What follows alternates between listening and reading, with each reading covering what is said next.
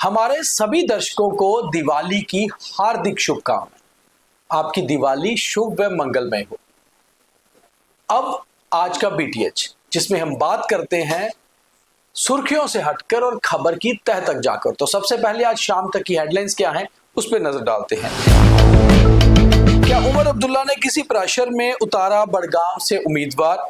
अदिति शर्मा और बीजेपी की बड़गाम में एनसी को होगी कड़ी टक्कर। नगरोटा और बड़गाम में कांग्रेस ने क्यों डाले हथियार, इस पे भी बात करेंगे। दिवाली को लेकर संदेह के बीच इस बार 2 दिन मन रहा रोशनियों का त्योहार, फिर भी बाजार नहीं हुए उतने गुलजार, कारण महंगाई। जम्मू कश्मीर क्रिकेट के पूर्व कप्तान परवेज रसूल का क्रिकेट से संन्यास, दरअसल पिछले कुछ सालों से थे साइडलाइन।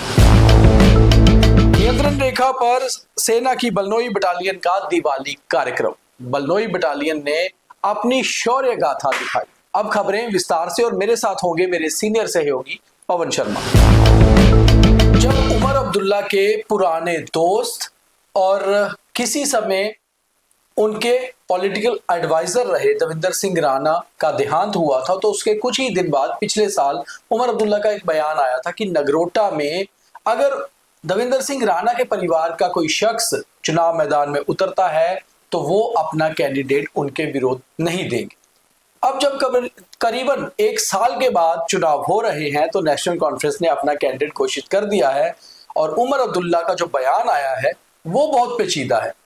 उमर अब्दुल्ला का कहना है कि he is forced to give a candidate in Budgam and Nagrota. अब बड़गाम में तो कैंडिडेट देना ही था, मगर नगरोटा में फोर्स क्यों है, और बड़गाम में कैंडिडेट देना था, वहां भी फोर्स क्यों है?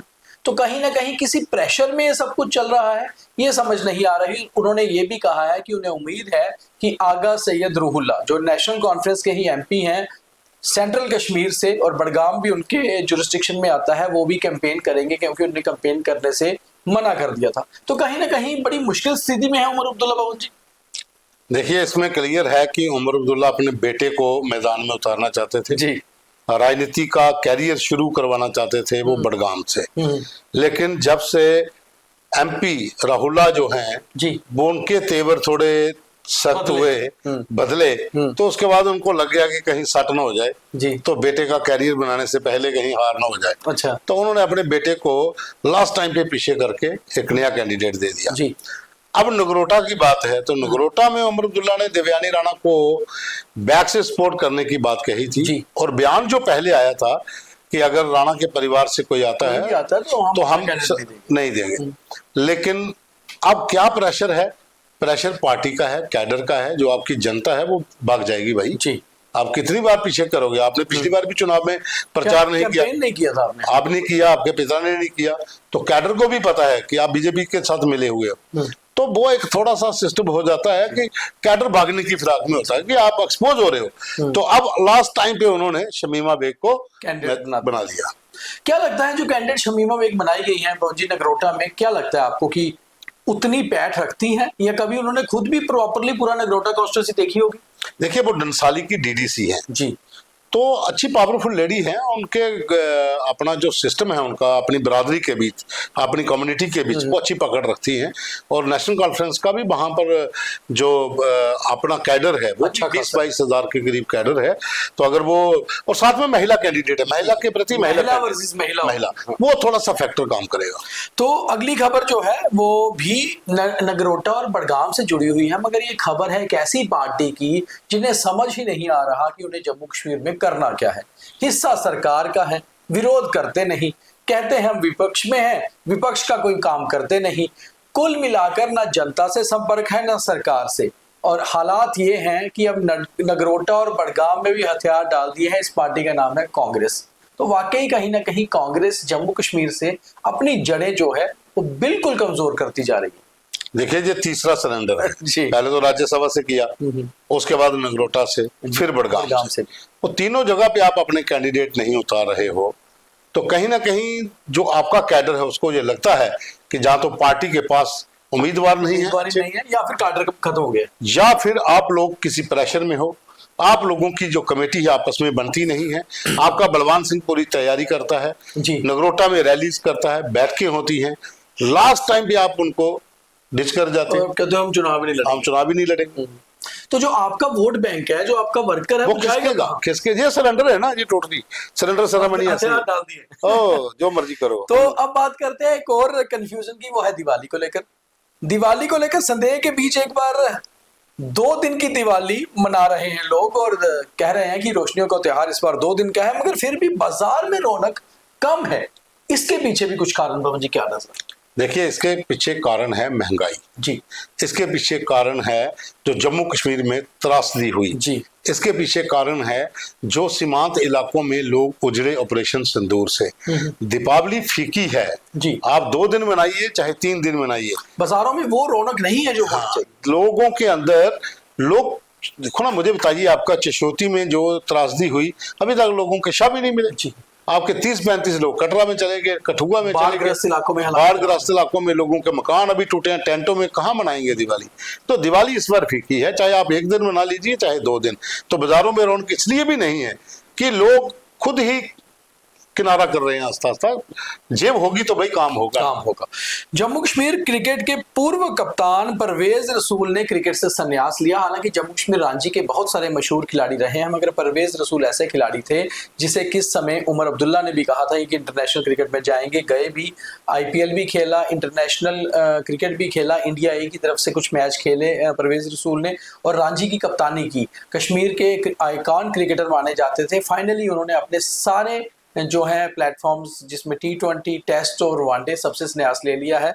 तो क्या अगली जनरेशन जो है वो क्रिकेट की तैयार हो रही है? जैसे मिथुन मनास गए हैं BCCI के प्रेसिडेंट, तो मुझे लगता है काफी अपॉर्चुनिटी है नए लड़कों के लिए क्रिकेट में आने की। देखिए, अपॉर्चुनिटीज तो हैं, लेकिन परवेज रसूल को इग्नोर किया गया। इसमें सालों से साइडलाइन थे, बहुत से सालों से साइडलाइन थे। मैं सुन रहा था एक प्रोग्राम में तो मिथुन मनास कह रहे थे कि JKCA ने जैसे आम लोगों को बुलाया, उनको भी ट्रायल के लिए बुलाया था, सिलेक्शन के लिए, लेकिन वो आए नहीं। आपका एक इंटरनेशनल प्लेयर, आपका एक IPL का प्लेयर, आपका एक रणजी का टॉप मोस्ट कैप्टन, आप भी उसको ऐसे बुला रहे हैं जैसे JKCA के बाकी प्लेयर को बुलाते हैं, तो फिर कहाँ आप किसी क्या करोगे? तो जो इग्नोरेंस उनकी हुई, फिर वो पीछे हटते हटते हटते आप इस कदर आ गए जो उन्होंने टोटली संन्यास ले लिया। अब जो खबरें हैं कि वो शायद किसी और मुल्क में वहां की IPL में खेलेंगे। तो ये बहुत बड़ी बात है कि यहाँ के खिलाड़ी जो यहाँ इग्नोर हुए, बाहर के स्टेट्स में जाकर खेलें या फिर दूसरे देशों में जाकर खेलें, तो जाहिर सी बात है कि यहाँ टैलेंट की कदर होनी बहुत जरूरी है और उसको सही पहचान करने वाले लोग चाहिए। नियंत्रण रेखा पर सेना की बलनोई बटालियन का दिवाली कार्यक्रम हुआ और उन्होंने वहां पर एक भव्य कार्यक्रम किया। बलनोई बटालियन बिल्कुल LOC के पास स्थित है और वहां पर जो कार्यक्रम रहा, पवन जी, क्या खास कार्यक्रम था? देखिए, ऑपरेशन हिल 1965 का सब लोगों को अगर याद हो, जो लोग पढ़े हैं, जिन्होंने इस लिटरेचर को पढ़ा है, जहाँ इसकी कहानियां सुनी है, सबसे ज्यादा महावीर चक्कर, सबसे ज्यादा वीर चक्कर, परमवीर चक्कर वो हैं जो थाना मेडल्स, वो 1965 वार में ऑपरेशन हिल जो मेंढर पुंछ के बीच में था, जब पाकिस्तान की फौजें एंटर हो चुकी थी, तो उस समय नौशहरा से लेकर पुंछ तक जो ऑपरेशन चले, उसमें भारतीय सेना ने पाकिस्तान के दांत बड़े अच्छे तरीके से खड़े किए, शहादतें भी हुई, लेकिन पाकिस्तान को ये ऑपरेशन हिल पूरी उम्र याद रहेगा। तो आज उन्हीं बलिदानियों का दिन है। तो आज के दिन वहां पर भारतीय सेना के जो बलनोई बटालियन है, जब कोई और बटालियन जो आसपास होती है, वो एक कार्यक्रम करती हैं जिसमें स्पोर्ट्स के कार्यक्रम होते हैं, सांस्कृतिक कार्यक्रम होते हैं। ये लोगों को साथ जोड़ने का कार्यक्रम होता है कि लोगों को बताया जाए कि ऑपरेशन हिल जो था 1960 का, वो था क्या। उसके अलग अलग प्रोग्राम चलते हैं, अलग अलग बटालियंस में प्रोग्राम होते हैं और वीर गाथाएं जो है वो आम लोगों तक पहुंचाने के लिए आज के दिन को चुना जाता है। तो आप भी अपनी दिवाली अच्छे से मनाइए, सेफ दिवाली मनाइए, सुरक्षित दिवाली मनाइए, खुश रहिए और उम्मीद करते हैं कि सभी की दिवाली बहुत अच्छी, रोशनी भरी और खुशियां भरी होगी। आज के BTH में इतना ही। अब थॉट ऑफ द डे, और अब थॉट ऑफ द डे यानी कि आज का ज्ञान।